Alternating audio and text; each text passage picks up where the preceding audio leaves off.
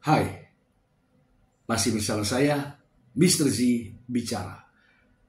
Tentu saja bicara tentang kebenaran berdasarkan fakta, data, dan realita. Teman-teman, sidang gugatan cerai Baim Wong kepada Paula Verhoeven di Pengadilan Agama Jakarta Selatan makin kesini makin ramai saja. Makin tidak fokus kepada perkara pokok yang pertama kali diajukan oleh Baim Wong. Sebelumnya, saya ingin membacakan satu buah berita terlebih dahulu. Baru nanti kita bahas apa-apa saja yang melenceng dari perkara pokok gugatan cerai ini. Kita langsung saja ke sumbernya. Dari berita network ya. Terima pinangan Baim Wong, gantikan Paula Verhoeven. Kimberly Rider dihujat netizen. Keluar kandang singa, masuk kandang macan. Dari network ya. Terima pinangan Baim Wong, gantikan Paula Verhoeven. Kimberly Rider dihujat netizen. Keluar kandang singa, masuk kandang macan. Coba kita baca aja ya. Denpasar, Radar Bali, Jawa Poskom. Netizen tengah heboh oleh pemberitaan Kimberly Rider menerima pinangan Baim Wong. Kabar tersebut berhembus setelah salah satu akun gosip di Instagram memberitakan mereka berdua menjalin hubungan. Di tengah proses cerai Baim Wong dengan Paula Verhoeven berlangsung, kabar tersebut sontak membuat netizen mendaratkan hujatan kepada Kimberly. Ia dianggap terlalu bodoh menerima Baim lantaran ayah Keanu tersebut dinilai 11-12 dengan mantan suami Kimberly, Edward Akbar. Sayangnya, berita tentang pinangan Baim tersebut ternyata tidak benar adanya. Baim memang meminang Kimberly namun bukan sebagai istrinya, melainkan sebagai talent dirinya. Baim yang kini menjadi sutradara sekaligus produser film tersebut memilih Kimberly menjadi artis untuk memerankan salah satu film ciptaannya. Pasca bercerai dengan Edward, Kimberly tercatat telah beberapa kali membintangi proyek film dan web series. Hal tersebut dilakukannya untuk menghidupi anak-anaknya, buah pernikahannya dengan Edward. Ia memutuskan untuk kembali ke dunia akting setelah vakum lama karena fokus menjadi ibu rumah tangga. Isu pinangan Baim tersebut viral sehingga menjadi perbincangan publik. Oke teman-teman. Kita bahas ya, itu benar atau tidak, ya itu urusan mereka lah ya, urusan mereka. Apakah hanya di film atau di dunia nyata, itu urusan mereka. Ini persoalan persoalan kehidupan dua insan manusia. Oke, kita ke hal yang lain teman-teman ya. Seperti diberitakan ya, ramai di publik bahwa ketika sidang terakhir kemarin, Paula Verhoeven hadir dalam persidangan tersebut. Demikian juga Baim Wong hadir dalam persidangan tersebut. Nah, di satu sisi Paula Verhoeven hadir dengan menghadirkan saksi ahli yang tidak main-main, yaitu saksi ahlinya Wisnu Wahyu ya, sebagai saksi IT ya, sebagai saksi IT, kalau nggak salah saksi ahli bidang digital forensik. Nah, disinilah apa yang ditemukan oleh ahli di bidang digital forensik adalah adanya kekerasan fisik di dalam video, terlihat jelas di dalam video. Saya ingin mengulang kembali apa yang disampaikan oleh ahli. Selanjutnya kita akan membahasnya secara detail. Mengapa Baim Wong menolak itu? Mari kita simak bersama-sama. Atau yang kayak gitu ya, dan itu kemudian menjadi suatu highlight di pemeriksaan saya. Setelah saya periksa, kemudian nanti saya melakukan pendalaman ya. Setelah saya melakukan pendalaman, misalnya ada upaya atau pembenturan, betulkah benturan itu terjadi apa enggak? Oh, satu benturan misalnya enggak kejadian, ya saya bilang ada upaya, ada gerakan yang kayak upaya mau hampir membenturkan tetapi tidak terjadi ya. Kemudian ada kejadian lagi kayak gitu. Kemudian ada yang benar-benar terjadi, ya benturan tersebut terjadi. Betul, ada suatu benturan yang terjadi. Oke. Nah, kenapa saya yakin benturan terjadi? Pada saat ini membentur, kemudian yang satu pihak yang kena benturan itu sampai terpental. Kalau kebentur dia diam, berarti kan cuma diam doang. Tetapi kalau terbentur gini kan terpental. Ini bilangnya apa dong? Bergeser? Nggak mungkin bergeser. Kalau bergeser diikuti dari bergeser ke sini, bergeser bentur sini, bergeser ke sini. Itu bergeser. Tapi kalau di sini belum kena, dia mundur, ini mundur. Tapi kalau kena benturan semuanya terpental. Cuma terjemahkannya kalau terpental itu bukan berarti terpelanting. Beda antara terpental dengan terpelanting. Beda dengan terjungkal, beda dengan terjatuh. Tetapi di media dibilangnya kayak gitu.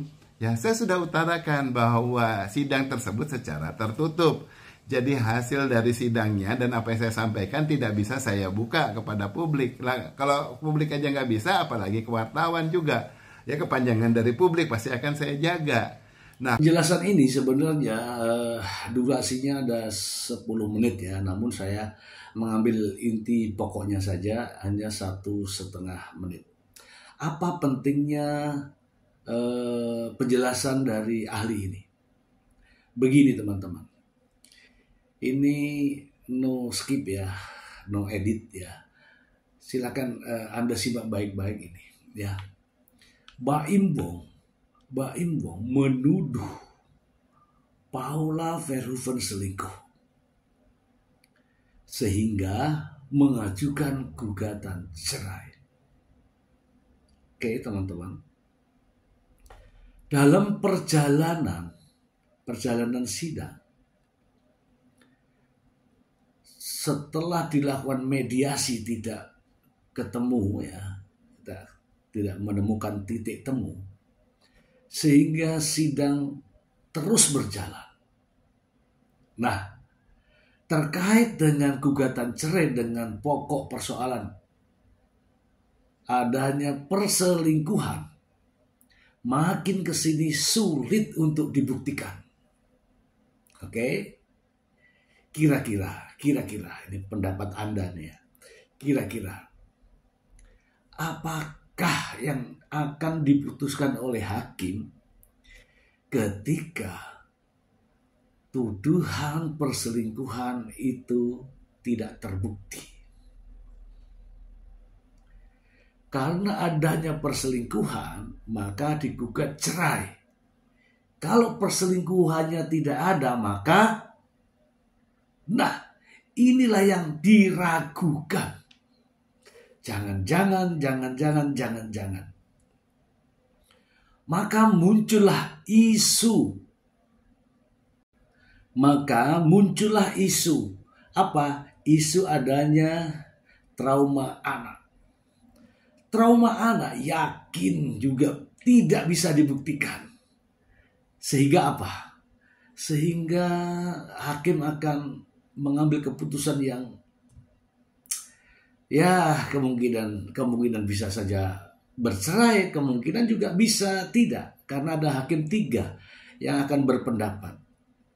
Nah, disinilah pentingnya muncul ahli yang mengatakan adanya kekerasan fisik. Kekerasan fisik dimaknai adalah terjadinya kekerasan yang dilakukan oleh Baim Wong terhadap istrinya, Paula Verhoeven.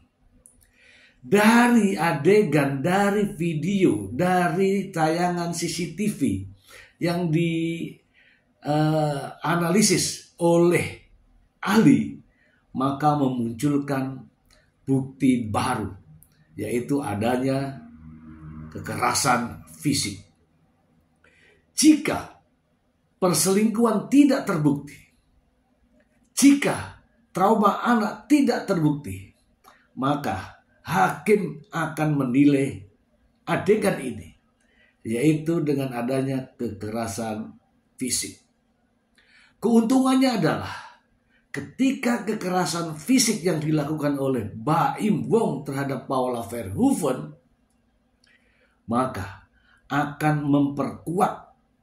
memperkuat alasan hakim untuk mengambil keputusan, yaitu bercerai.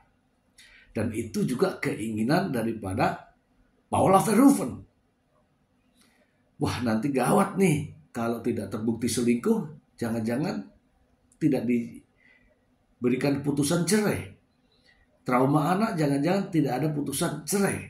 Nah, isu KDRT inilah yang mendorong hakim akan mengambil keputusan bahwa akan terjadi perceraian. Dan ini muncul spekulasi, Baim Wong akan membantah, menolak keterangan ahli. Bagaimana bisa keterangan ahli ditolak? Bagaimana bisa Baim membantah? Aduh. Keterangan ahli ini diberikan kepada majelis hakim. Untuk apa? Untuk memberikan penjelasan, untuk memberikan keyakinan agar hakim dalam mengambil keputusan tidak ragu-ragu. Penjelasan ini tidak ditujukan kepada Baim Wong, tidak ditujukan kepada pihak Baim Wong, tetapi ditujukan kepada hakim untuk memberi tambahan keyakinan dalam mengambil keputusan. Jadi apabila kesaksian ini dibantah, ditolak, atau dianggap tidak ada oleh Baim Wong, itu sah-sah saja karena kesaksian ini diberikan untuk hakim, bukan untuk Baim Wong. Dan hakim akan mengambil keputusan setelah mendengarkan, melihat dari kesaksian ahli tersebut. Intinya adalah kesaksian ahli ini bukan untuk Baim Wong, melainkan untuk hakim dalam mempengaruhi, dalam mengambil keputusan, sehingga hakim semakin yakin pada yang bersangkutan dapat diambil keputusan untuk bercerai. Semoga bermanfaat. Terima kasih.